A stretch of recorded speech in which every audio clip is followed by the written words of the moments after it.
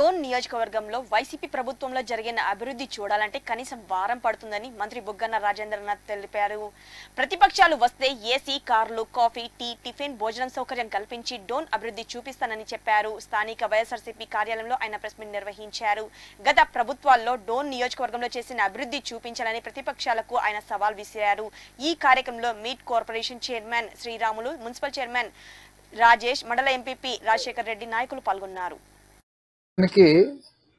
కారణం వచ్చేసి మా ప్రత్యర్థి ఎవరైతే ఉన్నారో ఇక్కడ అంటే తెలుగుదేశం పార్టీ అభ్యర్థి అని మనం భావిస్తా ఉండే ప్రత్యర్థి సూర్యప్రకాష్ రెడ్డి గారు ఈ మధ్య కాలంలో గత వారం రోజులుగా ఎక్కడ ఉంటాడు?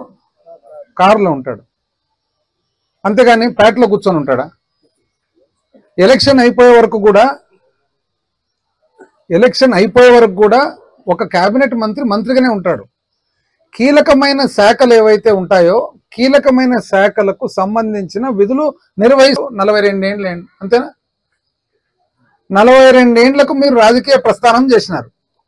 42 ఏళ్లకు రాజకీయ ప్రస్థానం చేసిన తర్వాత మీరు మీ తండ్రి గారు ముఖ్యమంత్రిగా ఉండగా ఇక్కడ యావత్తు మొత్తము 30 సంవత్సరాలు నేను ఫీల్డ్ మీద ఉండి నేను రాజకీయాలు చేసిన.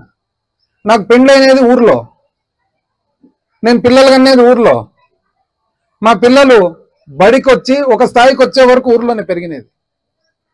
నేను సర్పంచ్గా మండలంలోనే